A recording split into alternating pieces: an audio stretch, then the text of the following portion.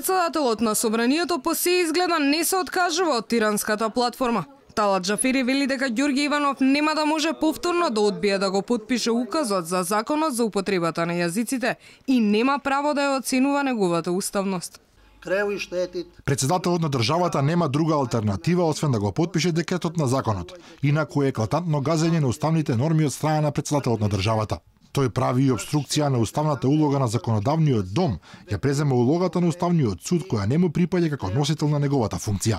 Дел од тиранската платформа е токму законот за употребата на јазиците кој предвидува официјализирање и целосно изедначување на албанскиот со македонскиот. А мислењето на општеството и експертите во однос на законот за јазици според Џафери не е важно, оди како што посочи, институциите се тие кои ќе ја завршат работата доколку има проблеми со неговата имплементација. Не би требало да се направи фама околу тоа што е потребата за носењето на јазикот, законот за јазиците. Не може општеството да биде тој што ќе го цени она што е спроводливо и неспроводливо во пракса во контекстот на спроводливоста на актот кој што е надлежност на Собранието.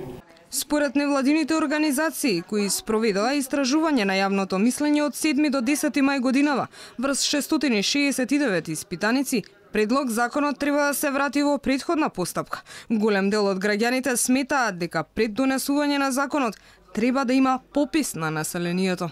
Нашата прва и основна препорака е враќање на предлог законот во повторна постапка, подготовка на проценка на влијание на регулатива, отварање јавна дебата и вклучување на засегнатите страни во процесот. Прескокнувањето на основните демократски алатки за креирање на квалитетна регулатива оневозможуваат успешна и ефикасна имплементација на истата. Имаме магичен круг на немање можност да се излезе од оваа бариера на креирање закони кои што не вклучуваат јавност, а политичките партии најверојатно понатаму можат да го менаџираат овај процес онака како што им одговара.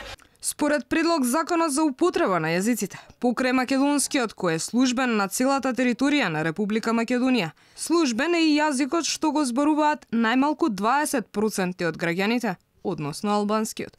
Во сите органи на државната власт, централни институции, јавни предпријатија, агенции, дирекции, установи, организации, комисии. Службен јазик покрај македонскиот ќе биде и албанскиот јазик.